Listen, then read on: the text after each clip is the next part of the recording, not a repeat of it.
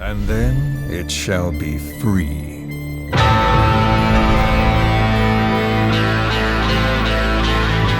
What's up, everybody?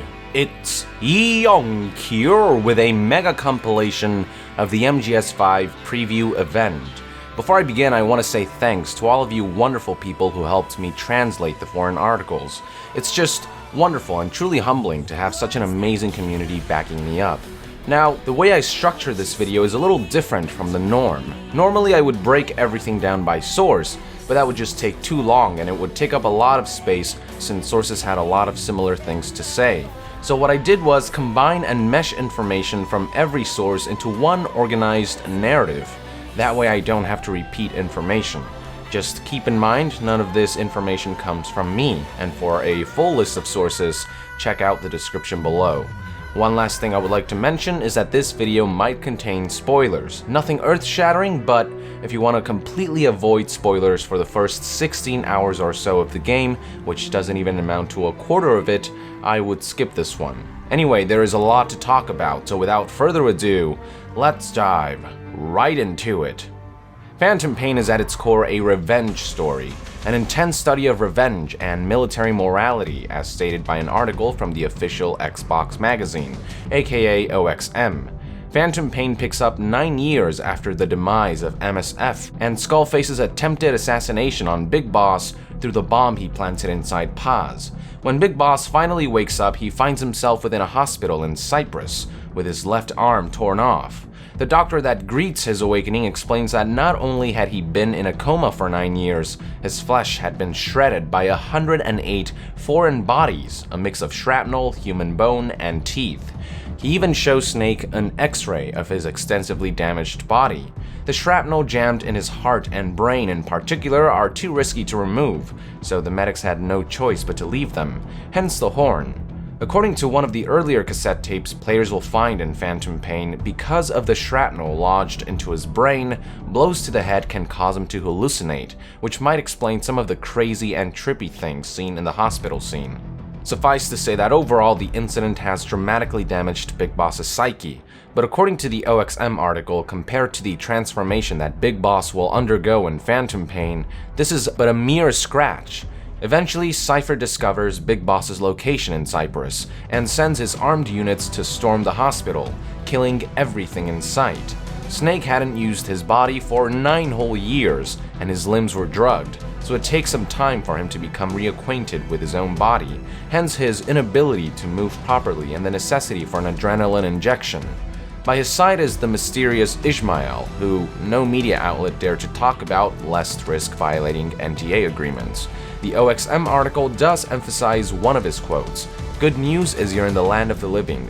Bad news is the whole world wants you dead," which summarizes the circumstances that Big Boss will find himself in throughout Phantom Pain. Even with Ishmael by his side, in his helpless state, Snake has no choice but to hide under beds or behind curtains and helplessly watch the massacre of the staff and patients of the hospital. What seems like a bad dream worsens when Snake eventually encounters a creepy child with a gas mask, which many are sure is none other than Psycho Mantis, and the Man on Fire, who Games Radar called a flaming psychic projection in their article.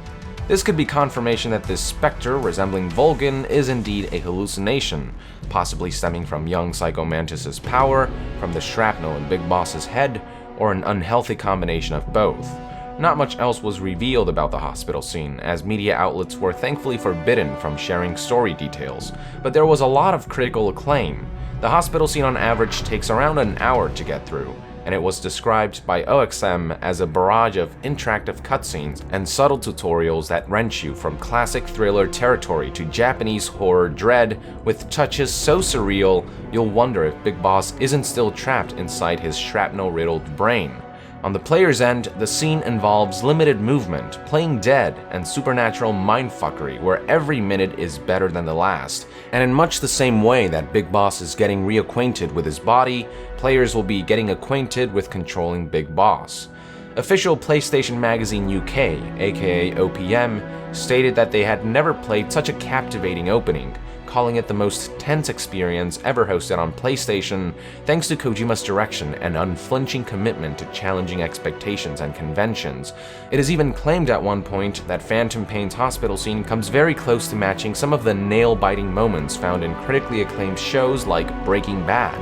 We do get to see bits and pieces of the hospital scene in Phantom Pain's VGA 2012 trailer, GDC 2013 trailer, and GDC 2013 gameplay demo, and everything shown in those footage relating to the hospital scene do make it into the game, but there is also a lot that hasn't been shown.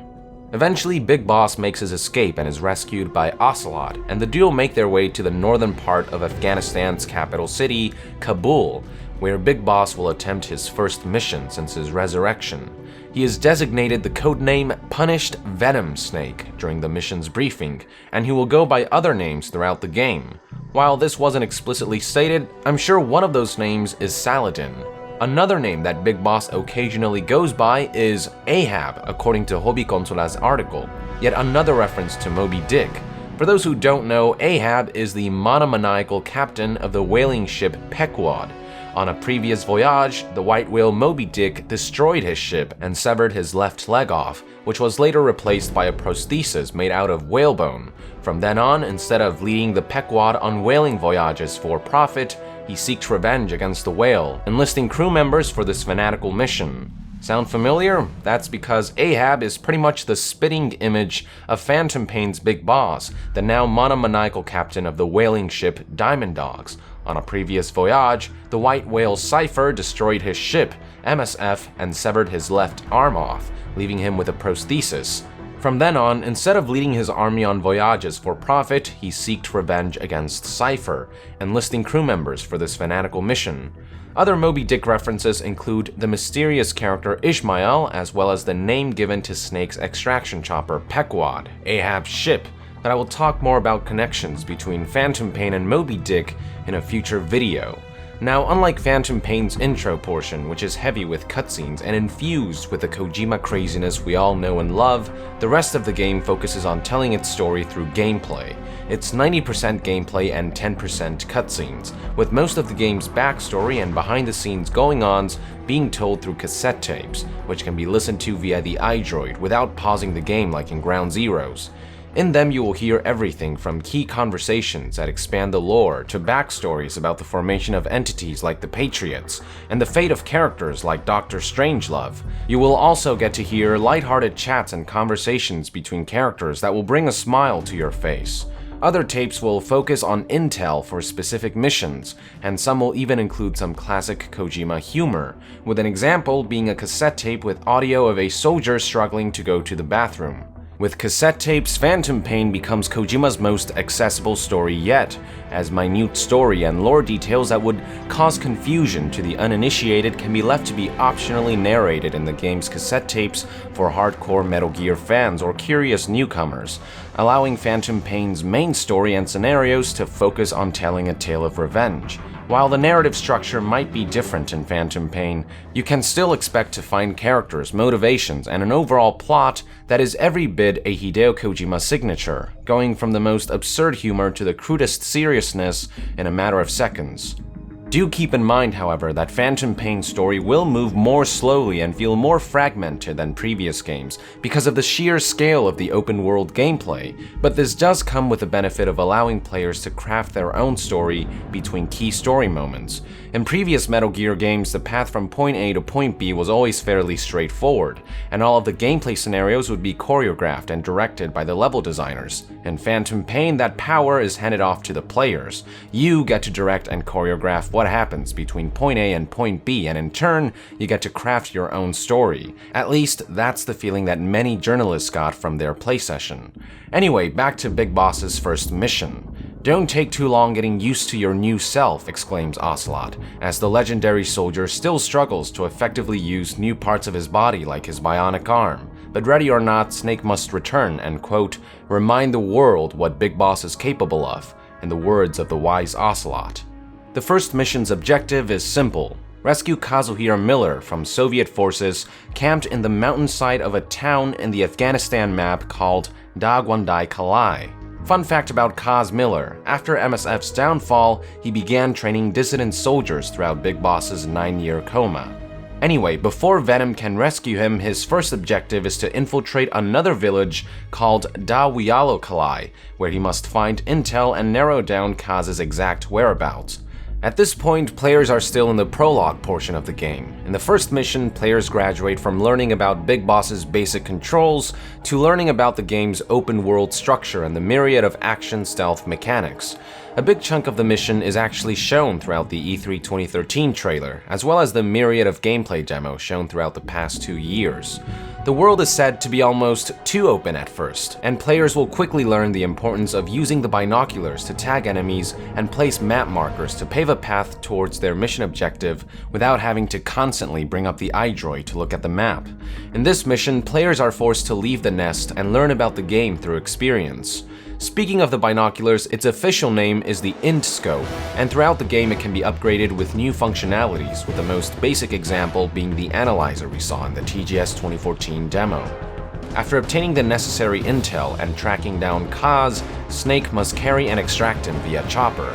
Most players from the MGS5 preview used dehors as their main form of transportation, although past footage has shown that vehicles can be used as well. As Snake approaches the extraction chopper's landing zone, the area becomes engulfed with a mysterious mist or gas, forcing the chopper to pull out and land somewhere else, at which point the hulking biomechanical skulls appear to block Big Boss's exit. Let's talk about the skulls for a second. They are a seemingly unkillable squad of zombie-esque super soldiers with glowing green eyes who are part of what's called the Parasite Unit, and yes, it is indeed part of Skullface's army. The Skulls have also been confirmed to be part of a group called Those Who Don't Exist, although not much more elaboration was given. Initially, they come off as hulking zombies with high-tech armor, walking slowly without rhythm, but as soon as they detect Snake, their speed and power reach supernatural levels. They can easily match or even outrun D-Horse's sprinting speed. They can leap entire canyons with a single jump. They turn to smoke when they are shot with bullets. They can teleport in this smoke-like form, and whenever Skulls show up, the area is flooded with some kind of mist, gas, or fog, making it hard to see and rendering nearby landing zones mute. Their twitchy movement is also described to be straight out of Tartan Asia Extreme movies or Scarlet Witch from Avengers Age of Ultron. Something else that separates Skulls from other enemies is that they are one of few types who cannot be tranquilized or be taken down non-lethally, at least for the first 16 or so hours of the game. With a heavily injured Kaz saddled on D-Horse with Snake at the helm, the appearance of Skulls culminates into an exhilarating chase across the desert. At this point, Snake has to escape from the Skulls and reach the chopper's new landing zone, or be mowed down by the creatures. Now, something unfortunate about this part is that it was one of few instances where the game's mission areas led to a design flaw. Multiple sources reported accidentally exiting the mission area in the middle of the escape, which aborted the mission and forced them to restart from the very beginning. This was something that Konami took note of during the MGS5 preview event, and are hoping to fix this problem before the game launches. Those who did manage to successfully escape from the Skulls and safely extract Kaz were greeted with a score screen showing them how they did. At the end of every main mission, players will be given a rank based on factors such as the time it took to complete the mission, number of hits and shots received, number of deaths or continues, number of times detected, tactical knockouts, aiming accuracy, headshots, number of enemies marked, number of enemies interrogated, and more. The stealthier, more elegant, and more non-lethal the playthrough, the higher the score. The higher the score and ranking, the higher the GMP earned. Something to keep in mind is that GMP earned will subtract the GMP spent in the field, so players have to be careful not to rely too much on Mother Base's support. Also keep in mind that powerful tools like airstrikes will drastically reduce your final score. Players can also earn extra rewards by completing optional objectives. Now, these aren't side ops I'm talking about, but rather optional conditions tied to main missions that can be met to earn valuable extra rewards such as cassette tapes, blueprints, specialized staff members, and heroism points. For example, Big Boss's first mission has 6 objectives total. 2 of them are main missions, finding intel on Kaz's location and rescuing him, while 4 of them are optional objectives, ranging from extracting a couple of other characters within the mission area, sneaking past Skulls instead of engaging them, and uncovering a secret stash of rough diamonds. These optional objectives will remain hidden to players until they finish the mission for the first time, after which they will be told how many of the total objectives they managed to complete. At this point, the optional objectives will be fully unveiled, encouraging players to use the iDroid to revisit and replay missions to not only attempt a higher ranking, but also to complete optional objectives and reap rewards that they missed the first time around. Now, what's interesting is that there will be optional objectives you may not be able to tackle until you have developed better gear later in the game, so not all optional objectives can be tackled from the get-go. It's only after Big Boss completes his first mission and rescues Kaz that the prologue ends and Snake is finally introduced to his new mother base, the catalyst for Big Boss's vengeance-driven mission. It was confirmed that this new mother base resides near the Seychelles, a small island in the Indian Ocean. Mother Base starts out with a single central platform known as the command platform. As you start collecting resources like rough diamonds, materials like oil, alloys, and metals, recruiting new staff members and soldiers for manpower, and earning GMP, Mother Base will begin to grow and branch out with new platforms. New platforms will link to the central command platform, and will each represent one of Mother Base's subdivisions: the Combat Unit, R&D Unit, Base Development Unit, Support Unit, Intel Unit, and the Medical Unit. They will unlock one by one as the game progresses, and each one will have a leader. For example, Miller is in charge of the Base Development Unit, while Ocelot is in charge of the Intel Unit. Now, something interesting is that according to Japanese source A9VG, you can construct 4 of each unit. There will also be platforms that will be constructed for specific needs, like the Brig platform, which is where prisoners are kept, or the Animal Conservation platform, which is where Fultoned animals are stored. The latter will begin construction after you Fulton a certain amount of animals. Once it's constructed, you can visit it and browse around, but it's not all for show. Putting animals in the Animal Conservation platform will actually unlock certain upgrades and a few other things, although exact details were not given. The base also has small cool details like portable showers which Snake can hop into to wash away blood from his time in the field.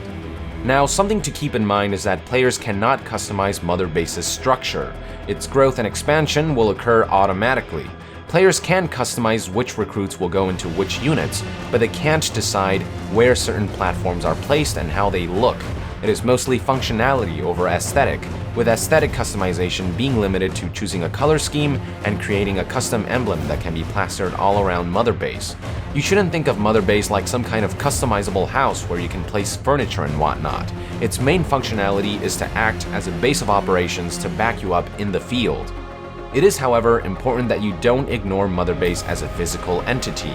You will have to stop by from time to time to be a presence for your recruits and in turn raise their morale. You are the boss after all, and the underlings need a senpai to notice them. High morale will improve soldier stats and their efficiency in their posts, while low morale will decrease stats and reduce efficiency.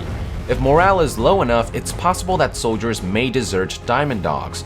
The worst way to decrease morale is by going bankrupt. That's right, folks, GMP earnings and savings will affect morale. High income and savings will obviously boost morale, but if earnings and savings begin to flail, morale will decrease. If GMP reaches 0 or goes into the negatives, recruits will quickly begin leaking out of Diamond Dogs, and the army will begin to sink itself. You will have to play the part of both badass soldier and glorified accountant. The game will make you feel like the boss, and you will have to act like the boss. Speaking of GMP, it can be earned in a number of ways. The best way is by completing missions and earning high rankings. Another way is by finding precious stones like rough diamonds, which can yield a ton of GMP. And finally, there is Outer Ops, but I'll talk more about that later. Anyway, back to visiting Mother Base often.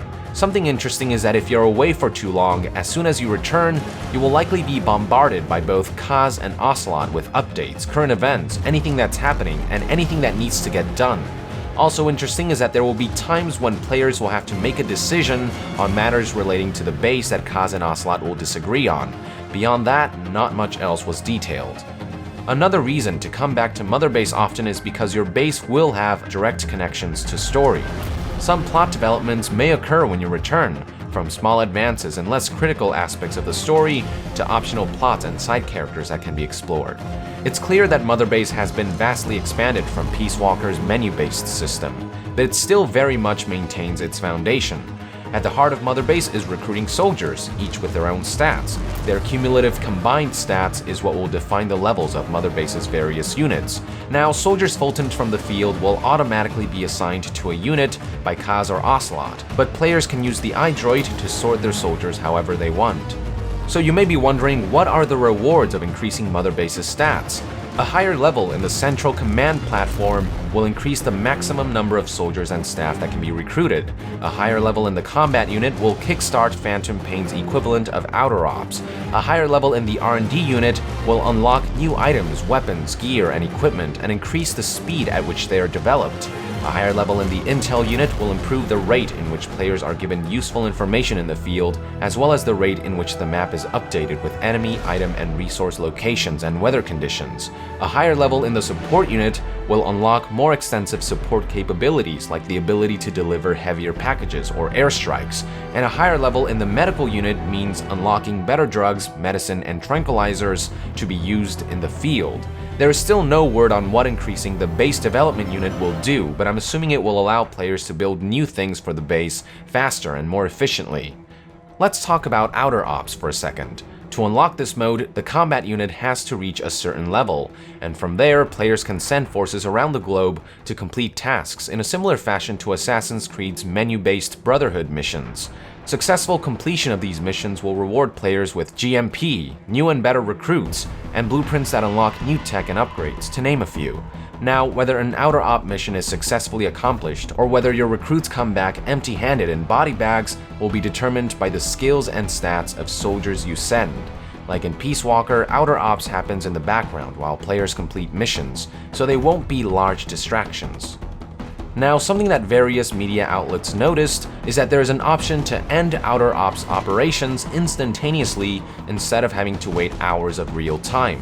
When the option is selected, it prompts players to log into the PlayStation Network, which raised suspicions of possible microtransactions. I say suspicions because nobody could try out this feature. All the PlayStation 4s at the MGS5 preview event were disconnected from the internet. Konami representatives wouldn't comment at the event, but for those who are worried, multiple sources have stated that even if there were microtransactions, the game flows at a very good pace where it doesn't feel like players have to pay to win.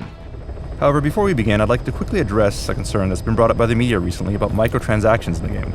While it is true that a few microtransaction options do exist, the entire game has been carefully balanced to be fair and enjoyable with or without using these options. There's no pay-to-win option. Rest assured that every single item, weapon, and mission in the game is available to all players without paying a single cent. Alright, enough about Mother Base. Let's talk about how players will be tackling the hundreds of missions in Phantom Pain. It all begins with Air Command Center, which resides inside your helicopter. You could almost say that Mother Base is a base of operations for Snake's army, while Air Command Center is Snake's own personal base of operations, a hub where you can customize all kinds of things. Once Snake gets into the chopper, he will plug in his iDroid into the computer system, and from there he can deploy to any location. Whether it be the field or Mother Base, he can sift through intel, he can assign orders to staff, upgrade Mother Base, customize emblems, and customize loadouts for the field.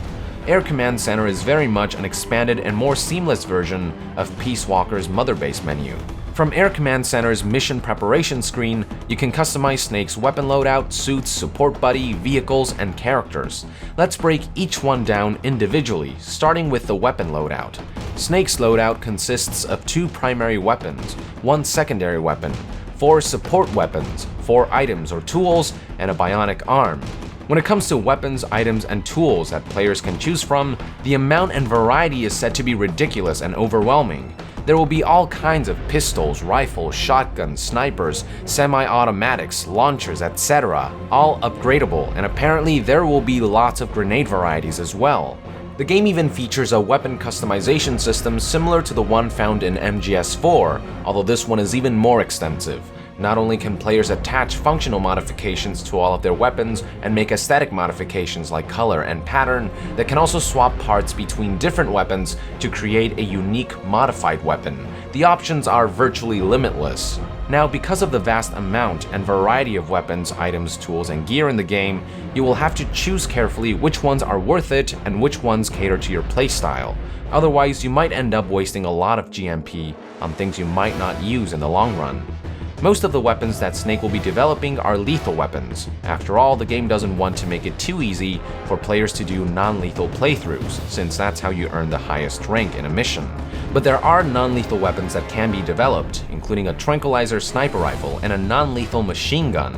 Do keep in mind that non-lethal weapons are the most expensive to develop, and they will require a high mother base level with very specific staff members. For example, to make the tranquilizer sniper rifle, Snake has to recruit an anesthesiologist. Players can also further enhance tranquilizer weapons by finding plants and herbs to create more powerful tranquilizers. Plants and herbs can also be used to upgrade the Phantom Cigar. Doing so will enhance its effects and increase the amount of time that can be fast-forwarded with one use. It was also said that there's a ridiculous amount of cardboard box varieties that can be developed. In fact, there is an entire tech tree dedicated to it. It's almost comical. They initially start out as plain cardboard boxes, but eventually they can be upgraded with decals of camouflage, bikini models, or enemy commanding officers. Something cool about the cardboard box is that if players dive in it, they will slide across the ground, and if they dive with it on a slope, Snake will slide all the way down, with speed and distance covered varying depending on the steepness, depth, and length of the incline. Perhaps one of the coolest additions to the game is the bionic arm. As the game progresses, players can develop new upgrades for it, including a sonic pulse that detects living things in the vicinity, improved aiming accuracy and stability, radio-controlled hand rocket, mini rockets, and the ability to shoot electricity. In Air Command Center's mission preparation menu, you'll be able to decide which functionality to carry with you in the field. You can also equip the bionic arm as your selected weapon in the field, allowing you to punch people with a powerful blow that is accompanied by a sound reminiscent of classic 80s movies. Moving on, let's talk about Snake's suits. Most suits will consist of camouflaged fatigues, but they won't have as much impact on gameplay as they did in past games. The different camos are mostly light aesthetic changes, serving as visual rewards for completing side ops, which is where many of them are obtained. You can also equip Snake with additional optional cosmetic accessories like scarves. Now, not everything is purely cosmetic. Certain suits do have specific and unique qualities. For example, the sneaking suit resembling the one Solid Snake used in Shadow Moses reduces damage and eliminates the sound of footsteps. Unique gear like this has to be developed in-house, and they are very expensive and require certain mother base units to reach a specific level. Multiple sources stated that in the build they played, this sneaking suit was the most powerful suit that could be unlocked, but of course there may be more powerful ones in the final game. Next up is vehicles. You can actually choose to have a vehicle dropped off alongside Snake. Now, this feature will only unlock once you have leveled up Fultons high enough to carry heavy things. Not a lot of details were provided on the kinds of vehicles that can be deployed, but I think it's safe to assume that anything Fulton from the field is fair game, so jeeps, tanks, and what have you. One source even hinted that you'll be able to drive motorcycles, which isn't all that surprising when you consider the last shot shown in the GDC 2013 trailer. Now, according to source PSX Extreme, Phantom Pain's vehicles handle similarly to Ground Zeroes, but they are far less awkward to use this time around because worlds are so much more spacious and expansive than the compact Camp Omega. You won't just be driving vehicles in Phantom Pain, you will also be customizing them with things like custom paint jobs and camo. You can even choose to dismantle them to harvest resources that can be used to develop new vehicles or resources. One vehicle that players won't be using is helicopters. Snake will obviously ride them as a passenger, but he won't be piloting them.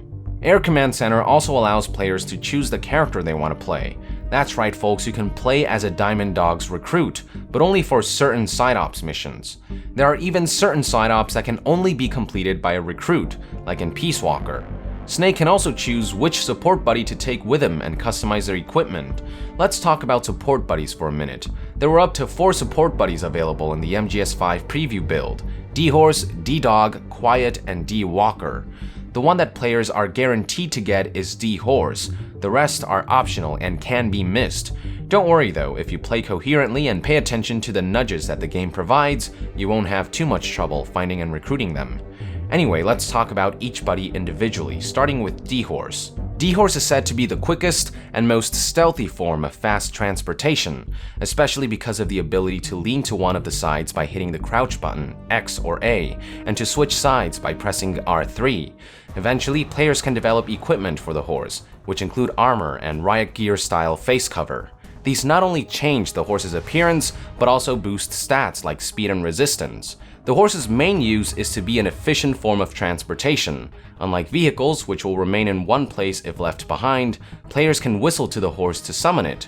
Something cool is that if players whistle while sprinting, the horse will sprint alongside Snake, allowing him to jump on the horse in one fluid motion. The horse can also be used to carry an additional NPC, allowing easy transportation of POWs and the like. This makes the horse an ideal companion for Big Boss's first mission, in which he rescues Kaz. Another one of its abilities is defecating, which, as seen in previous gameplay demos, can have both tactical and comical effects against things like vehicles. The ability to make D-Horse defecate on command will only unlock once Snake's buddy bond with the horse reaches a certain level. A lot of journalists compared D-Horse's mechanics to the ones found in Red Dead Redemption, so if you've played that game, you will have a small idea for how that works. Oh, and fun fact, apparently D-Horse is an avid lover of apples and sugar cubes. Next up is D-Dog, or Diamond Dog, who players will find in Afghanistan as a puppy as early as Mission 3. The small and irresistibly adorable creature is very easy to miss, but if players do manage to find it, it's only a Fulton away from recruitment. The puppy will be raised by Ocelot, and players can actually watch the puppy grow with each completed mission. They will also be able to watch Ocelot training the wolf, which apparently leads to some hilarious and priceless interactions. Once DD is grown and trained, the wolf can be deployed in the field alongside Big Boss. In the field, DD has a variety of useful abilities, including biting or mauling enemies on command, barking to attract or distract guards, and the ability to sniff out resources like plants, herbs, items, and weapons, as well as enemy locations, which will be marked both in the field and in the iDroid map. Any enemy snuffed out by DD will be marked red. The wolf's abilities can further develop as his relationship with Big Boss grows. Eventually, you will be able to equip DD with a sneaking suit that matches Big Boss's, and the best part is that it comes included with a combat knife. With it, DD can slit enemies' throats with a jump maneuver. Apart from being one of the most badass support buddies, the wolf is said to have a very cool story that players can optionally explore, but specific details were not provided. Media outlets also praised little details in the wolf's animation, like shaking off sand after a sandstorm. One final detail about DD is that his presence in Mother Base raises morale. Players will even be able to hear recruits talking about how cute the pup's paws are and the like as they roam around Mother Base. This is very different from Quiet, who if recruited, will decrease base morale. People just don't trust her. Now, to recruit her, a certain sequence of events need to play out, and it will require a bit of convincing. It's nothing terribly unobvious, but at the same time, it will never feel like players have to recruit her, and it's possible to encounter her once and then never see her again. As for how players will meet her in the first place, it's pretty much confirmed at this point that Quiet is a boss fight. What's interesting is that you will encounter her on a side op rather than on a main mission, almost by accident. Something cool is that prior to battling and recruiting her, rumbles and gossips can be heard about her from enemy soldiers who will talk about how their comrades got shot down by thin air. You might also hear radio chatter that gives an idea for just how big of a trail of blood she has left behind. Once you do meet her, a boss fight will ensue, one that was given high praise by those who reached this point. One source stated that Quiet adds cool twists that distinguish her sniper battle from the likes of Sniper Wolf, and another even said that Quiet's boss battle is the most epic sniper battle since MGS3's The End. On top of that, factors like the open world and sandstorms make the battle feel epic and dynamic. Not a lot of details were provided about the battle itself to avoid spoilers, but it does require special strategy and a lot of planning, and there was confirmation that players can opt to drain stamina instead of health. Now, because of the immense scale of the game, boss fights will be much more widely dispersed, but rest assured that they return in a big way for Phantom Pain. The level of spectacle is said to be off the charts, and one battle in particular that source Hobby Consolas played paid homage to one of the most memorable confrontations in the Metal Gear saga. One big change to boss fights is that most of them are optional, and because the world is now open, players can choose to run away from boss battles at any time. In fact, the Guardian's article talked about how the player ran away from a boss battle while a colleague blew them away. So not only can you flee from boss battles, you can also call backup and support from Mother Base to help you out. The open world structure also blurs the line between standard play and epic confrontations, so it's entirely possible for players to be unaware that they are about to engage or leave a boss battle. This is all entirely different from past games, which dramatically built up to boss battles, and the battles themselves would confine players to a battle arena with specific conditions until the enemy was dealt with. Now, once players manage to bring her back to base, she won't immediately jump to the support buddy bandwagon. She will initially be confined to her cell. Now, something interesting is that Destructoid's article talked about seeing Quiet in her cell, sunbathing face down with her top undone, listening to some tunes from an eclectic, amusing soundtrack. So it looks like you'll be able to see the various characters you recruit for Mother Base engage in a number of activities, including topless face down sunbathing. Polish source PSX Extreme also confirmed that the game will feature half-naked men. Yeah, I don't know, don't ask me. Anyway, back to Quiet. The fun really begins once she becomes a support buddy.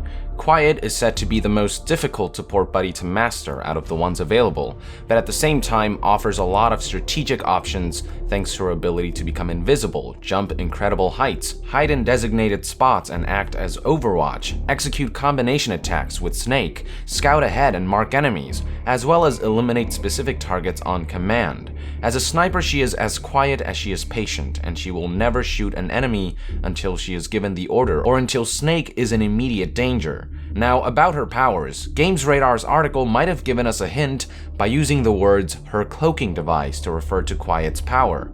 It's hard to say if that's explicit confirmation that her powers are technology based or if that was just something that the editor just assumed, but it's food for thought. One last detail to note about Quiet is that, like with any other support buddy, she can be customized with better weapons, equipment, and aspects, although specifics weren't provided. One gripe that one of the sources had with her was that her humming on the radio can be distracting at times, but other than that, she was met with a lot of positive feedback. The last support buddy from the MGS5 preview is D. Walker, which you may know as the mini Metal Gear first shown at the very end of the E3 2013 trailer. That's right, D. Walker is oddly enough considered a support buddy. It doesn't start that way, however. The bipedal mechs are initially known as Walker Gear, and they are used by the enemy.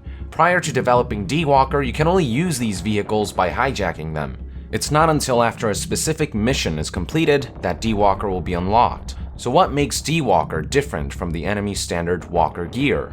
Unlike the Walker Gears, D. Walker is fully customizable. It is an armored and weaponized vehicle that has its own extensive tech tree, with all kinds of unlockables, upgrades, skills, and weapons, with a few examples being high-voltage stun guns, a head-mounted tranquilizer gun, machine guns, rocket launchers, and Robo-CQC.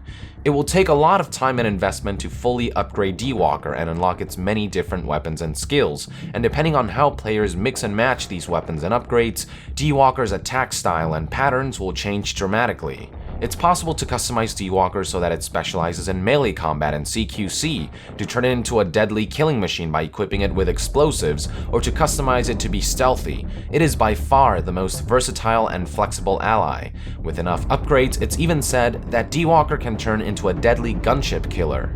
D. Walker may sound like a glorified tank, but it earns its title of support buddy with a couple of smart features, one of them being cruise control. The mini-mech can be set so that it moves automatically, allowing players to focus on aiming and shooting. It's also great to traverse large distances and to look around the environment. The mech also has the ability to carry people and things. Another cool feature is that D. Walker can fold its mechanical legs and use turbo wheels to turn into a mini-tank or a glorified shopping trolley, allowing it to move at very high speeds. This makes traversing environments much quicker, and it also makes less noise. Oh, and did I mention that D. Walker can talk? There wasn't specific information on what it would say, but it talks. Your first impressions of D. Walker may be that it seems overpowered after hearing all of this, but it can easily be taken down by rocket launchers, certain types of machine guns, and enemy Walker Gears, so players have to be careful. These are only 4 of the who knows how many support buddies featured in the game. One can only wonder what other types of companions the game has in store for us. Now that I've covered all 4 of the currently known support buddies individually, I would now like to talk about general notes that apply to all of them. All support buddies are upgradable in some way, shape, or form. One way to do this is by giving them new armor or higher tech weapons that increase their stats or grant them new abilities. Another way is by strengthening Snake's relationship with his buddies, which can be done by spending time with them both in and out of the field. The more time Snake spends with his buddies, the more their relationship will grow, which can yield improved attributes, new skills, new abilities, as well as new story developments. Another general note is that based on what the journalists played, support buddies can't die. In the 16 hours they played, no one felt as though they had to worry about their support buddy's health, and no one encountered a situation in which a support buddy became gravely injured. Hell, some would even use D-Horse in the middle of a firefight for cover without problems. Not that they were complaining, since this made support buddies feel less like liabilities and obstacles and more like helpful companions. High praise was also given to the support buddy's AI. Not once would they get in Snake's way, do something stupid, or compromise a mission. Now, support buddies are optional, and you can choose to go at it alone, but there are times when choosing the right support buddy for the right mission can be a key factor for success. So just to recap the mission preparation screen in Air Command Center, you have weapon loadout, suits, support buddy, vehicles, and characters. As you make your selections, the changes will occur in real time. Now, one neat feature is that players can save up to 3 preset loadouts that they can quickly switch between with ease. So you could create a stealth loadout and a battle loadout and easily switch between them. What I've mentioned so far is all part of what media outlets are calling mission sortie. Oh, and fun fact, the music that plays in this mission preparation screen is Peace Walker's main theme. But there is more to Air Command Center than preparing for a mission. It is here that players will be customizing Mother Base itself. As I mentioned before, the game doesn't allow players to customize the structure of Mother Base, but they can change its color and create their own custom emblem. Once players pick a loadout, they can choose a location to be dropped off, whether it be Mother Base or a landing zone in one of multiple regions that the game will feature.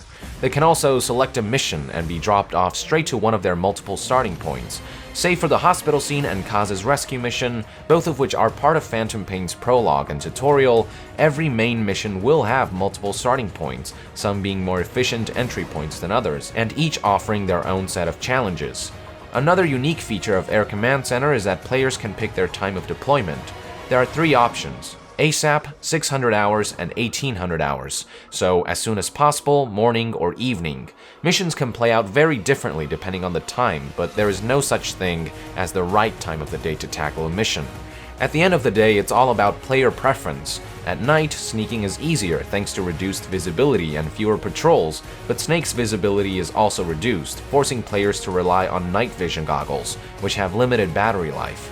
During the day, it's easier to see everything, but the same applies for enemy soldiers. Something interesting about the day is that if Snake is out in the light and enters a dark area, or if he's in the dark and enters a light area, his eyes will have to adjust. Snake will be quite vulnerable within this adjustment period, so players have to be careful. The fact that Air Command Center resides in Pequod not only makes it a portable hub for Snake, accessible both in the field and in Mother Base, it's also an excellent form of transportation and a good way to jump between missions. Speaking of Pequod, helicopters in Phantom Pain can also be customized and upgraded. You can equip them with new and better mounted weapons. You can make them faster so that they take less time to get from place to place, and you can also make them quieter and stealthier. You can even add silly things like speakers to blast music, which can be used to make glorious entrances and exits and to spook and distract guards. One last neat feature about Pequod is that its interior will change as the game progresses, with one example being that the walls will start to fill with photos of key moments from missions. Let's talk about missions. Main missions in Phantom Pain are called episodes, and they are very much treated like their TV counterparts, complete with a 3-act structure and opening and closing credits. Opening credits will feature the creator, producer, director, writer, designer, characters, and even the actors featured in the selected mission. And these opening credits will play on top of missions' opening briefings. And yes, Hideo Kojima's name is plastered all over these. A few people did find the frequency of the intro credits annoying, and some criticized it for ruining a few surprises. For example, there was one mission that featured Skullface, but this was spoiled from the get-go through the intro credits, which made his appearance less impactful. Even fuller credits can be found at the end of every mission, but unlike the opening credits, closing credits can be skipped. Now, unlike in past games, most missions don't feature cutscenes to fill you in on the next objective. Instead, Kaz or Ocelot will provide a simple briefing via radio, and that's it. Also different is that missions no longer have to be tackled linearly in a specific order. Instead, Phantom Pain's missions will come in batches. For example, after finishing the hospital scene and Kaz's rescue mission, episodes 3, 4, and 5 will become available. In one of them, Snake must assassinate a Spetsnaz officer responsible for a Scorched Earth campaign. In another, Snake must destroy satellite dishes in a communications base to cut down radio chatter between outposts and isolate troops. And in another, Snake must extract an engineer from heavily guarded barracks. Players can tackle any of them in any order, and once 2 out of the 3 are completed, Episode 6 will unlock, which is story-driven and a critical path mission. I believe Episode 6 is the one involving finding the honeybee weapon. A lot of journalists seem to have enjoyed Episode 6, as it involves traversing a cave that Caleb Lawson from IGN described as something straight out of Raiders of the Lost Ark. Stephen Hansen from Destructoid gave similar compliments, describing the cave as an Uncharted-style, winding, honeycomb-esque historical labyrinth.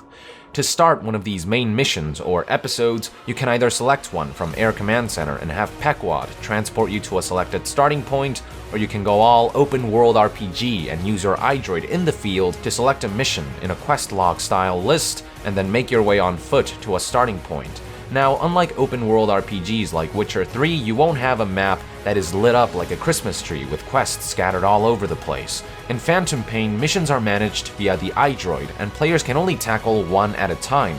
What that means is that you can't decide halfway through a mission that you want to take a break from it and do other stuff and then come back to it later. You can do that in Skyrim or Witcher 3, but not in Phantom Pain, since once you select a mission and reach its destination, the game will confine players to a large mission area with boundaries that, if crossed, will abort the mission after several warnings. There won't be any penalties for aborting missions this way, but if you want to go back to the mission, you will have to reselect it from the iDroid, once again head to one of its starting points and start all over again. Now, there are a couple of main missions that don't have a mission area. For example, one main mission involves destroying a battalion of tanks which tread across the entire map. You can choose any point in the tank's journey to destroy them, whether it be by planting C4 in their path or using rocket launchers, or whatever other creative methods you can devise. But again, most main missions do have a mission area, and the ones that don't are few and far between. Examples of missions with mission areas include Kaz's rescue mission, which multiple journalists aborted by accident, and a mission in which Snake has to scale an entire dam that leads to a valley and hunt down a secret Mujahideen hideout. In this particular mission, players are confined to that entire valley. Now, for those worried about these boundaries limiting freedom, don't worry. The mission areas are so large that they could easily serve as standalone levels in any other stealth game. How you complete mission objectives and optional objectives is completely up to you, but to actually finish a mission, you have to exit the mission area, also known as the hot zone. This can be done by either extracting Snake via chopper or by crossing the mission area's boundary lines, but this will only work after fulfilling all of the main objectives. Otherwise, exiting the area will abort the mission. This is an important point because let's say that a mission involves extracting a POW. If you exit the mission area while carrying the POW, you will abort the mission. It's not until the POW has been successfully rescued and sent back to Mother Base, whether it be via chopper or via Fulton, that players will have the liberty to exit the mission area and finally complete the mission instead of aborting it. So far we have talked about main missions and optional objectives tied to them, but we still haven't talked about side ops. Like in Peace Walker, side ops are presented on a list separate from main ops. There are only a handful of them early on, but they will pile up quickly as players progress through the game. Some side ops will automatically unlock as you complete main missions, but others can only be unlocked by discovering trigger actions. For example, one side op involves recruiting a translator to allow Snake to understand and interrogate Soviets, who only speak Russian. It's not until players hold up a Russian guard and attempt to interrogate them that Ocelot will call Snake to suggest they recruit a translator, at which point the side op will unlock. And the process of recruiting the translator is actually pretty cool. Players have to use the directional microphone in the int scope and look for a Russian guard who speaks English and then snatch him away via Fulton. For those wondering why Snake can't speak Russian when he could in previous games, the explanation is that the impact that placed him in a 9-year coma and the shrapnel in his head made him forget. There are also side ops that you might come across and unlock by roaming the map or by doing random things. In fact, one journalist reported unlocking side op number 145 early in the game by random accident. Some side ops are even given by specific characters who you interact with in the game. With so many ways to unlock them, completing all of the over 150 side ops won't be a walk in the park. Side ops can be done anywhere, anytime. Tackling one is as simple as ticking its checkbox in the iDroid and heading over to the blue area designated on the map. Also, unlike main missions, side ops don't have mission areas. They are more like the quests you would find in an RPG that can be tackled at any time. In fact, side ops can even be completed during main missions as long as they can be accomplished within the main mission's boundaries. For those wondering why main missions aren't like this, keep in mind that main missions are grander in scale and involve multiple objectives requiring pieces to be set up in specific ways. Side ops, on the other hand, are smaller missions with one or two objectives that can use assets already set up in the default version of the open world. They more often than not involve simpler and lighter tasks like recruiting a translator, eliminating certain targets, recruiting skilled soldiers, rescuing survivors from the MSF mother base who have gone mad in the wilderness, and tranquilizing a bear and sending it back to base. Some of these missions will even have special gimmicks. For example, the mad hostile MSF survivors will be able to knock Snake out with one punch, making their rescue a little more complicated. And subduing the bear will involve quick-time dodges, which is something that activates when any hostile animal attacks Snake to escape its swinging claws, and it will also involve lots of tranq darts. Many outlets reported having to shoot the bear with at least 10 darts to knock it unconscious, and most died trying. And even after taking the bear down, those who didn't upgrade their Fulton to lift heavier things couldn't send it back to base. Now, just because side ops are simpler, lighter, and at times sillier, doesn't mean that they will be throwaway missions. Hobby Consola's article stated that the longest and most impressive mission they played in their session wasn't a main op, but rather a side op. And although side missions are optional, many of them will tie into the main missions. For example, the mission in which Snake has to destroy a battalion of tanks involves the use of explosives like C4 or a rocket launcher, but to obtain some of these weapons, players may have to complete certain side ops. Other side ops give players invaluable tools. For example, one side op involves rescuing the scientist that created Snake's bionic arm. Completing this mission is what unlocks the ability to develop upgrades for Snake's bionic arm. Another side op involves rescuing a gunsmith, which if completed will yield a fancy new weapon. It's clear that prioritizing side ops can offer many advantages for main missions. Resources like translators, new weapons, and new tech like bionic arm upgrades are invaluable tools only obtainable through side ops. There are also some seemingly ordinary side ops that may spring a surprise story episode halfway through when least expected. There will also be side ops in which certain characters will interject in the middle of a mission and create their own side op. It's all very emergent. Bottom line is that there will be side ops that will expand the story and will be connected to the main missions, and some can even become a main mission, according to Miguel Asher from Atomics. Another interesting aspect of side ops is that players aren't ranked, unlike main missions. This makes side ops a great place for players to experiment without having to worry about getting an S rank. I should also mention that you don't have to go back to Mother Base to tackle missions one after another, and this is something that applies to both main missions and side ops. Some main missions may require that you use the helicopter to get to the starting point, but for the most part, players can seamlessly hop from one mission to another by selecting them from the iDroid and heading over to the starting point or mission area. Now, if you use the Air Command Center to start a mission, Snake will download the mission briefing to his iDroid from there, but if you start the mission by foot, Mother Base will drop off a portable electronic briefing station to the field, from which Snake can download the mission briefing. Now, the game does feature a brief loading screen when players reach a main mission starting point, or when they transition between Air Command Center, Mother Base, and the field, so it's not 100% seamless. But within these large aspects of the game, whether it be Mother Base, the open world's free roam mode, or within main missions and their mission areas, it's all completely open. Finally, for missions, here are a couple of general notes. In terms of difficulty, no one disagreed that the game can be quite difficult even in its default settings, but players who really want a challenge can go ahead and turn off reflex mode, which makes the game ridiculously difficult. Another general note is that some missions will have a time limit and others won't. There are also missions in which players will be making choices that can influence the story, with a basic example being optional support buddies. There's more to it than that, but media outlets are forbidden from talking about story. Now that we have talked about missions, let's shift topics to the world in which they take place. Most of the first 16 hours of the game are spent in northern Kabul, Afghanistan, which by itself is estimated to be around 50 of the 200 ground zeros that Phantom Pain is said to be comprised of in terms of scale. Another estimate was that it takes 45 minutes on foot to travel from one end of Afghanistan to another. No one could deny that Phantom Pain's worlds are beautiful thanks to their massive scale, breathtaking vistas and photorealistic models, animations, textures, particle effects, and lighting, not to mention a smooth 60 FPS that only dips a few times when there's a lot happening at once. A couple journalists did mention that the game has some pop-in, with assets like foliage, objects, and NPCs occasionally rendering late, and there was also mention of a few jagged edges, but nothing worth writing home about. Even with a build that was 80% finished, the game overall felt polished and complete.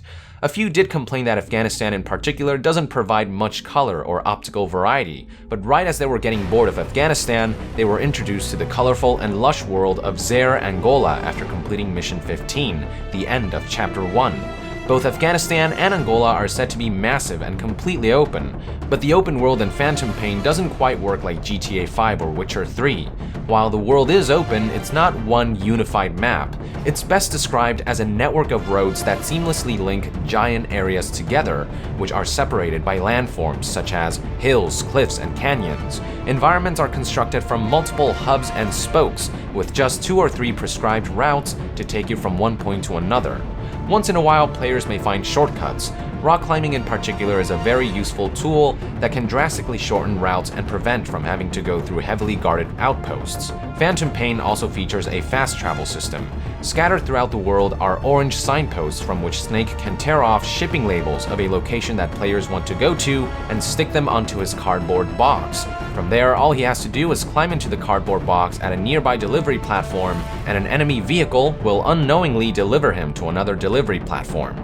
Also scattered throughout the world are dozens of bases, forts, and outposts. Each installation is a unique, handcrafted level with multiple options and endless possibilities for infiltration and exfiltration. And don't worry, there will be tons of populated landmarks and bases to satisfy your stealthy needs. Afghanistan by itself is estimated to have 14 or so major bases ranging from plants, barracks, towns, and so on, some of which are comparable to Camp Omega in terms of scale, along with over 24 smaller forts, outposts, etc., each of them unique. Only some of the small road stops will look similar. These populated areas can consist of as little as a single hut or as much as a sea of edifices. In places like the latter, you will have many navigation options, from treading along tight alleys to hopping from roof to roof, and this is only Afghanistan we're talking about. Unfortunately, not a lot of information was given about Angola, as media outlets were forbidden to talk too much about it. It was stated, however, that difficulty will ramp up significantly once players reach Angola. Now, the only way to unlock the region is by completing all of the main missions in Afghanistan, so while missions within regions are unlocked in batches and can be tackled in any order, regions housing these missions will unlock linearly. You will still be able to go back to previous regions to complete unfinished side ops or to free roam, just don't expect to have all regions available from the very start. So far, 3 regions are known: Cyprus, Kabul, Afghanistan, and Zaire, Angola. No one managed to finish all of Angola's main missions, so the next region remains a mystery. Although Russian source Alokvinov did state that they got close to finishing Angola after 20 missions. By then, the completion percentage was shown to be between 35 and 40%. The same source also let loose that one of the missions in the region involves going to a mine to rescue children with diamonds. This was another mission that was said to have a design flaw. Their strategy for rescuing the children was to clear the area, destroy the anti-air radars and turrets in the vicinity, and land the extraction chopper right next to the mine so that the children wouldn't have to travel all the way to the mission's designated extraction point, which was much further away. But instead of running to the helicopter that the player had landed nearby, they ignored it and headed for the designated evacuation point. This logical fallacy made the Russian editor feel as though they weren't fully in control of the mission, which is contrary to what the game advertises. Hopefully this is another thing that will be fixed before the game launches. Something else that was discussed about Africa by source Level Up is that Snake can leave footprints behind in the more swamp-like environments of the region.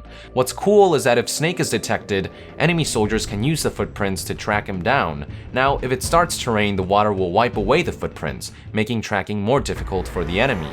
It's also possible for players to encounter foggy days, which will not only limit both players' visibility and the enemies, it will also decrease the chances of successful Fulton extraction.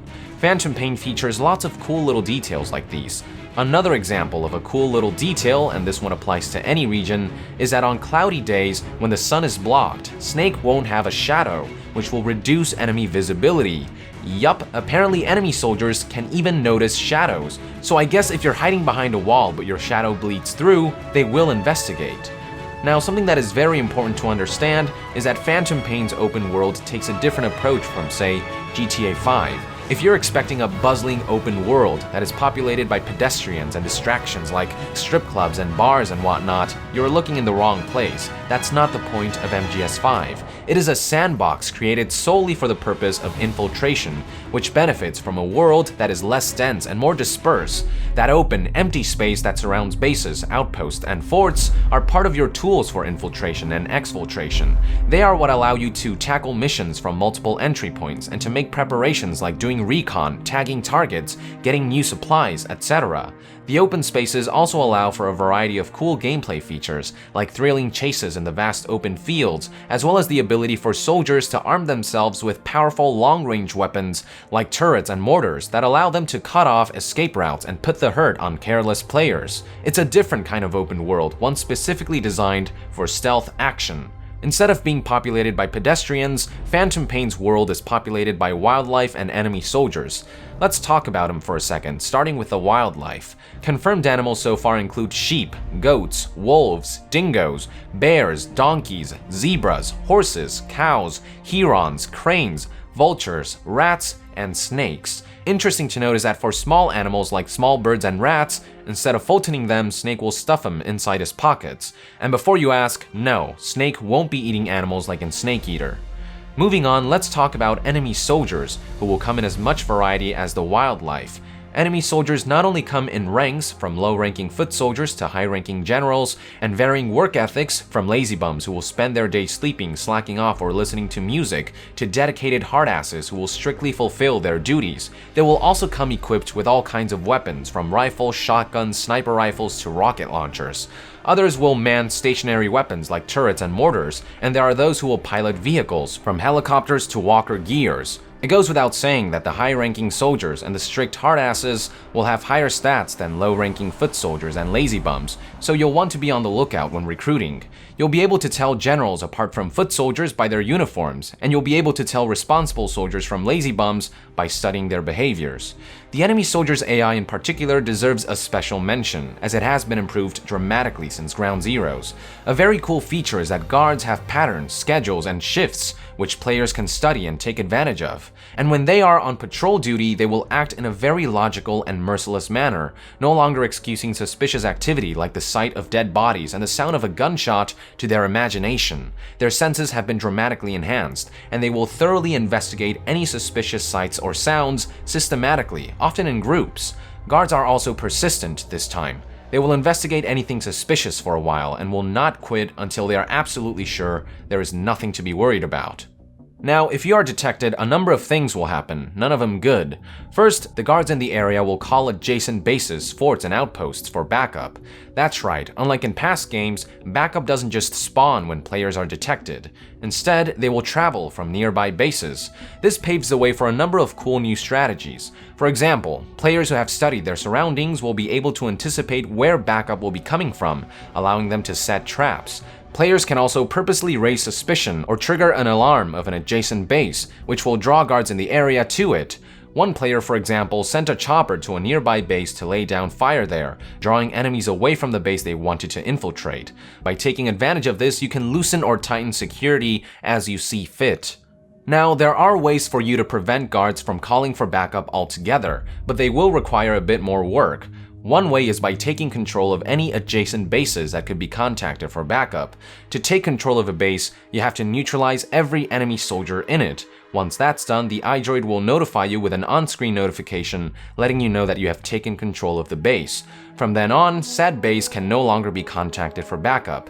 If you manage to take control of all adjacent bases prior to being detected, Central HQ will tell alerted guards that backup is not responding and that they will have to deal with the threat themselves. Do keep in mind that after time passes or after completing a mission, neutralized bases will be restocked with soldiers. You can't permanently take control of enemy bases. Another way to prevent guards from calling for backup is by destroying communication relays. Taking these down will sever all communications to and from the afflicted base. The problem with this approach is that destroying or disabling a communication relay will arouse suspicion, so you'll have to be careful if you opt for this approach. Something to keep in mind is that you, as Big Boss, have your own backup that you can call. If you find yourself under heavy fire, a good way to distract guards is by summoning Pequod for air support, which should keep them occupied and allow you to escape. Do keep in mind, however, that you may come across bases that are equipped with anti-air guns, which can easily shoot down helicopters, and/or anti-air radars, which can block nearby landing zones as well as any kind of air support. You'll have to disable or destroy these if your infiltration plan somehow involves Pequod. Something else to be on the lookout for are rumbling generators. Disabling or destroying these will disable all lights and electricity in the area, although this will most certainly put guards on edge. Anyway, if you manage to escape an alerted base, and if you are low on resources or need to switch weapons, all you have to do is use your iDroid to request supply drops. You have to be careful though, enemies in this game will spot anything being Fultoned in or out of the field. Now, you may have seen from a previous demo the ability to make drop-offs on top of enemies to knock them out. This will be an invaluable tool, especially against pesky snipers. Oh, and fun fact about enemy snipers, you can tell they are aiming at you by the glare on their sight. You can use a combination of Fultons and airdrops to switch support buddies in and out. In fact, a lot of the stuff that you can pick out in Air Command Center can be switched in the field. Weapon loadout and suits can be switched by requesting them via airdrops. Support buddies can be switched around with Fulton. Time of day can be changed with the Phantom Cigar. You can seamlessly tackle most missions without ever having to leave the field. And most of the mother base management stuff can be accessed through the iDroid. So some of you may be wondering, what's the point of Air Command Center then? Well, for one, keep in mind that every Fulton you use and every supply drop you request costs GMP and the shipping takes time, whereas picking and customizing your loadout in Air Command Center is free and instantaneous. When it comes to picking time, you are wasting Phantom Cigars by fast-forwarding time in the field, a luxury that you may not be able to afford when tackling missions with time limits. Also, unlike in Air Command Center where you are safe and sound, Phantom Cigars accelerate time in the field in real time, so there is always a chance that an enemy guard will stumble upon Snake smoking his pot or whatever. As for transportation to, from, and between missions, Air Command Center is a helicopter, so it's by far the fastest form of transportation. The point is, players need to strike a balance. Support from Mother Base will be an invaluable tool, but you don't want to make yourself at home in the field. Air Command Center will save you a lot of time and money. Anyway, back to being detected. So first, guards will attempt to contact adjacent bases for backup. Next, all hell breaks loose. Now, unlike previous games, Metal Gear Solid 5 is a very competent shooter, so getting spotted has its thrills, especially when you consider that you have an entire base backing you up. Players who choose to engage will probably have a blast, but action-oriented playthroughs tend to be the least efficient method, as they require the most resources and effort and waste both valuable GMP and time. And it's always possible that amidst the chaos, Snake will get shot down and bite the dust. If that happens, you'll be able to reload from your previous checkpoint. Conveniently, intel you've gathered, like marked targets, will remain intact, so recon is one area where you won't lose much progress. After enough failures, the game will offer you the option to use the chicken hat. Wearing it will do two things. It'll make Snake less visible to enemies, and it'll allow Snake to be spotted up to 3 times before triggering an alarm. Soldiers will laugh at him instead of calling for backup. Also, using the chicken hat prevents you from achieving anything beyond an A. If you keep dying, even with a chicken hat, you will unlock what's called the eggshell hat. With this, you will never get detected, but your final mission score will be reduced to 0. Now, stealthy players who prefer to escape detection and stealthily come back later shouldn't expect everything to go back to normal. In previous games, guards would simply forget that anything ever happened, but in Phantom Pain they will remember and will remain cautious for a very long time. After the alert phase ends, their senses will heighten and security will tighten, and if players cause too much chaos, it's even possible that enemy soldiers will warn the entire region to tighten security. It's a balanced system that allows players to fight back and follow up even after they are detected, while severely punishing them for their carelessness. None of these are permanent changes though. Things will reset once players exit mission areas, exit the region, or after some time passes. But even then, players might come back to find some changes. The game features a form of adaptive difficulty where enemies will be equipped differently depending on what weapons players favor. We saw in an earlier demo that if all players do is trank guards, they might all start wearing helmets at some point. Various media outlets reported noticing changes like these happening throughout their gameplay session, so for those worried that the feature will turn into a Peter Molyneux promise, you can rest easy. It's not all about infiltration and life and death situations, however. It's also important that players explore the world and scavenge for resources and collectibles. This can be done both during missions and during free roam mode. When it comes to resources, things like rough diamonds, metals, alloys, oil, plants, and herbs will boost Mother Base's GMP or provide materials to develop new items, weapons, technology, and resources. But to develop these things, you will need to recruit soldiers and assign them to Mother Base's various units. If you've played Peace Walker, you know the drill. Now, one new feature to Phantom Pain is that Snake may receive calls from Mother Base both in and out of missions, informing him of important contacts that happen to be in the area who may prove to be beneficial for a specific department back at Mother Base. Whether this informant is being held hostage as a POW, whether they are undercover or engaging in missions themselves will always be a surprise to the player, but securing these contacts will go a long way in improving Mother Base's stats. To recruit new people, you'll have to make extensive use of the Fulton recovery system. This will also be familiar to those who played Peace Walker, but this time, there are some new factors that come into play, one of them being weather. Under bad weather conditions like Afghanistan sandstorms or Africa's rainstorms and fog, it's possible to lose Fultons. Another new factor is health. If a soldier was injured or if a POW had been tortured prior to being Fultoned, there is actually a chance that they will die mid-flight. This is why sometimes it's safer to recruit or rescue people by extracting them via chopper. Another new element is that Fultons can now lift objects. For example, you can Fulton shipping containers that grant huge boosts to Mother Base's resources. You'll be able to tell what's inside these containers by checking the painted colors and logos on the sides, which will vary depending on what materials are stashed. But to lift heavy objects like these, you will have to upgrade your Fulton recovery system. Initially, Fultons will only be able to lift humans and light objects. If you attempt to Fulton something heavy in the early stages, the balloon will suspend the object a few inches off the ground for a couple of seconds before the cord snaps, which will cause the heavy object to drop with a loud noise that will attract nearby guards. But after maxing out the Fulton's tech tree, you'll be able to lift large containers, vehicles, gun emplacements, mounted turrets, mortars, and more, all of which can be used to reinforce Mother Base. Another advantage to upgrading Fultons is that you'll be able to carry more of them. Initially, you'll only be able to carry 10 Fulton balloons at a time, but that number will increase with upgrades. Now, to prevent infinite farming and loot, the developers made sure that Fultoned resources won't respawn. In other words, once you send something back to base, it's gone forever from the map. However, there is a chance that enemy reinforcements will bring new things from elsewhere, so things can move around, but they cannot respawn. Enough about Fultons and resources, let's talk about collectibles.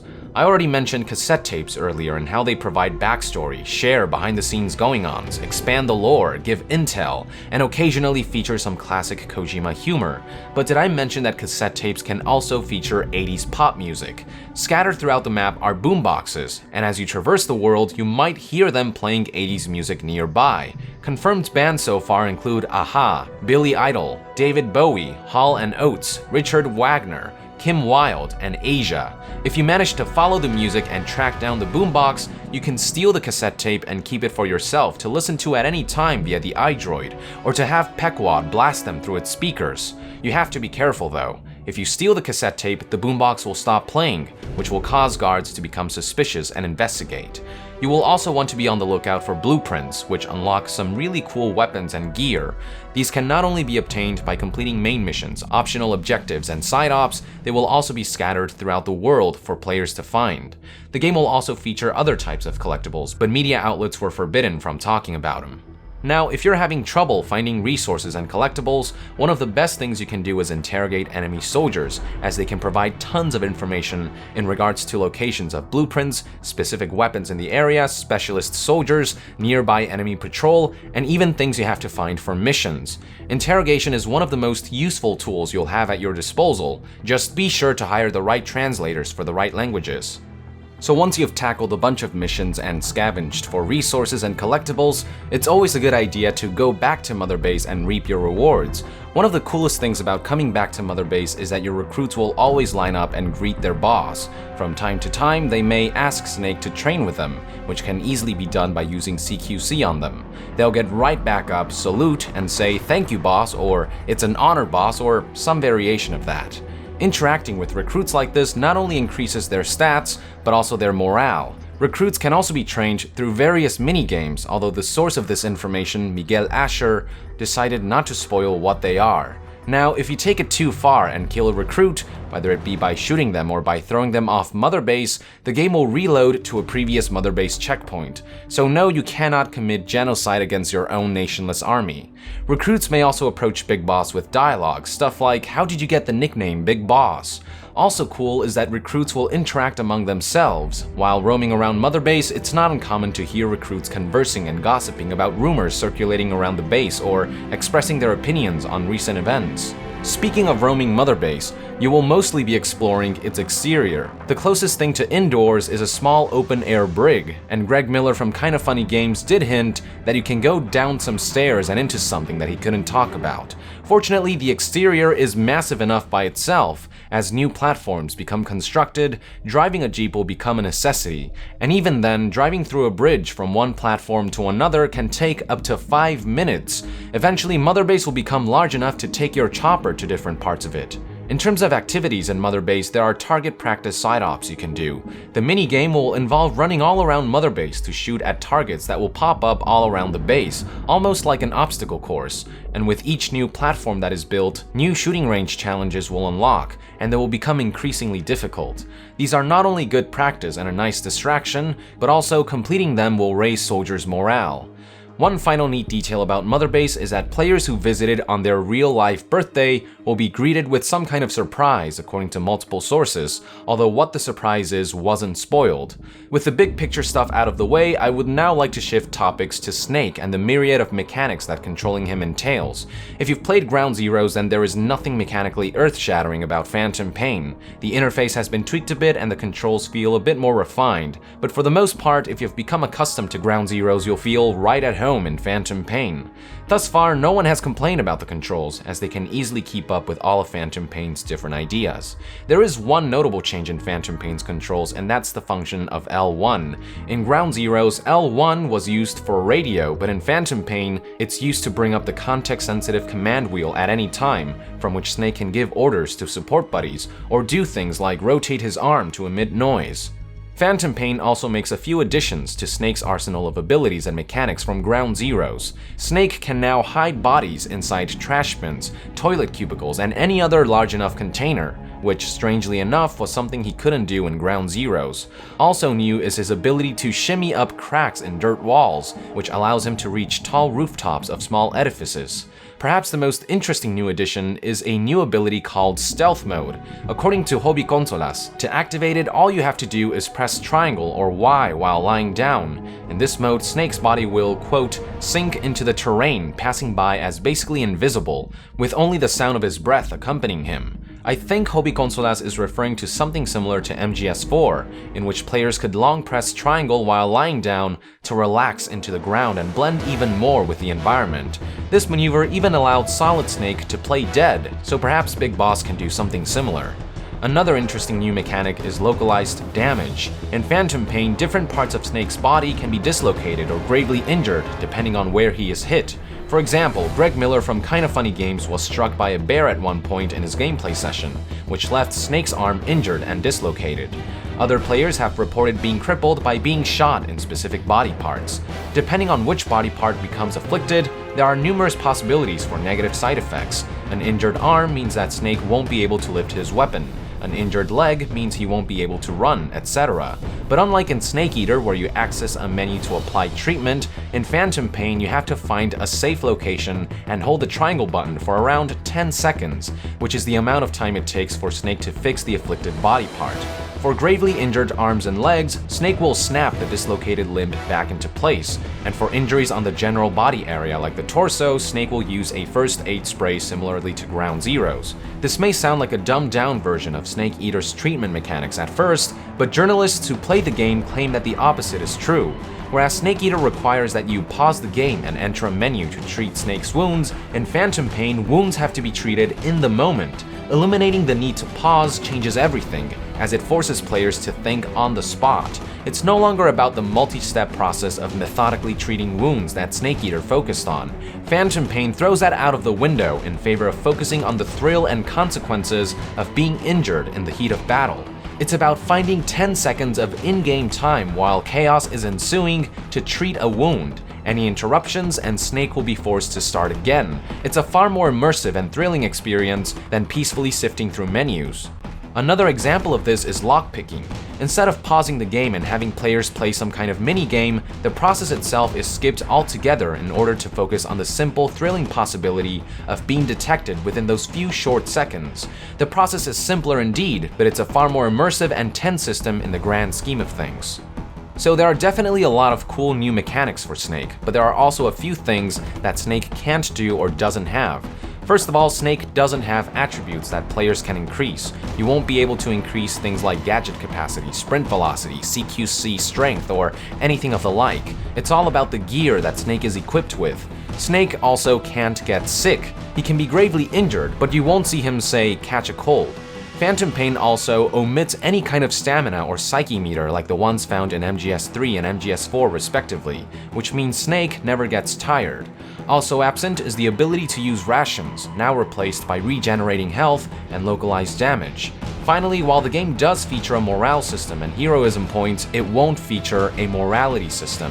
So good versus evil won't have much influence on gameplay, although I'm sure it'll be a major part of the story as Big Boss confronts his inner demon. Let's proceed by talking about general information and random cool facts. One of the game's greatest strengths is its attention to detail, particularly when it comes to just how many little things will arouse suspicion from guards.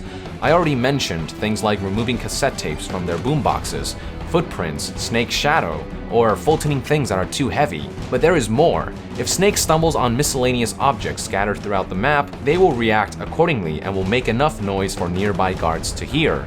As an example, if Snake stumbles on jars, with enough impact, they might bounce around or even shatter, which will definitely arouse suspicion. You will also have to be careful when you're shooting bullets. The sound of bullet shells or tranquilizer dart shells and empty magazines falling to the ground can also be heard by guards. Speaking of audible sounds, a lot of praise was given to the game's sound design, from the ambient noise to cool little details like the wind blowing against Snake's ear as he sprints, all of which greatly contribute to the immersion of the game. This is really good news, since most of the game will be spent listening to ambient noise rather than original soundtracks playing in the background. Not to say that there won't be lots of original scores in the game. Harry Gregson Williams returns to compose epic new music for MGS5, and when they do play, they are perfectly placed and punctuate scenes with great effect. But because the game is so big and so rich in gameplay, moments like these will be further apart from each other. Also widely dispersed are moments in which Snake speaks. Every journalist agreed that Snake talks very little in the first 16 hours or so of the game, at least in the cutscenes. The opposite is true, however, when you listen to cassette tapes, where Kiefer gives the bulk of his performance with extensive dialogue that serves to enrich the story, backstory, and lore. It's a very different approach that will take some time for Metal Gear veterans to get used to. Phantom Pain also has a lot going for it visually. I already talked about the graphics, but there are also a few other things that make the game's presentation stand out. For example, bullets are said to feel very impactful. Headshots result in big splatters of blood and a meaty thud. Sniper bullets knock soldiers off their feet, and explosives will blow victims many feet away. Another example is the very cool fact that there were no duplicate faces to be found throughout the first 16 hours of the game, according to source Level Up. Everybody had a different face. Whether this holds up all the way through remains to be seen, but that's still pretty impressive. Now, knowing that this is a Hideo Kojima game, you know you're bound to find a few Easter eggs. A couple of them were shared throughout the various MGS5 preview articles. Kotaku shared that if you shoot Ocelot with your trank gun at Mother Base, he will get woozy and say "Lolly Lule Lo." Eurogamer shared two more. You'll be able to find Ground Zero's posters scattered throughout Phantom Pain, and players may stumble upon a boombox inside an enemy camp that will play some of the radio recordings from PT. Finally, Games Radar's article recommended that players attempt to Fulton Ocelot several times during the tutorial. For the final fun fact of the day, I'd like to share a cool feature that Hobby Consolas article talked about. In Phantom Pain, players will have at their disposal some kind of database containing descriptions of all characters, animals, flora, fauna, etc. found in the game. This database can not only be used to go in-depth with everything found in Phantom Pain, it will also cover the franchise's past history. This database is said to be a great refresher for both newcomers and veterans alike. Now, one topic that I didn't cover in this video is the single player's online mode. At some point in the game, you will get to develop your own forward operating base, or FOB, an offshore platform that other online players can attempt to invade, in a similar fashion to Dark Souls invasions. You, in turn, can invade other people's bases. The goal is to attempt to infiltrate other players' FOBs in hopes to steal their resources while reinforcing your own FOB with soldiers and military hardware fultoned from the field to prevent them from doing the same to you. While this does come with the risk of losing resources, it does come with the benefit of being able to raid someone else's base and possibly steal technology that you hadn't researched or developed yet. Now, those who aren't interested in this, don't worry, this mode can be activated or deactivated at any time.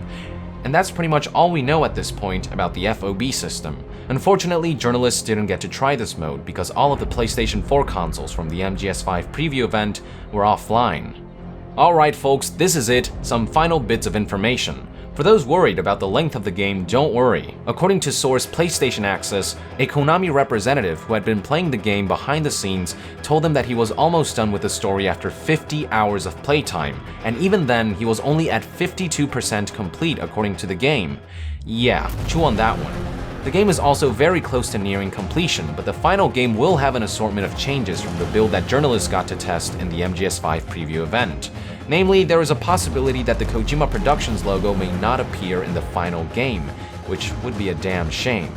Also interesting to note is that there are smartphone applications being developed alongside the game. Specific details were not given, but Phantom Pain will feature some kind of integration with smartphones.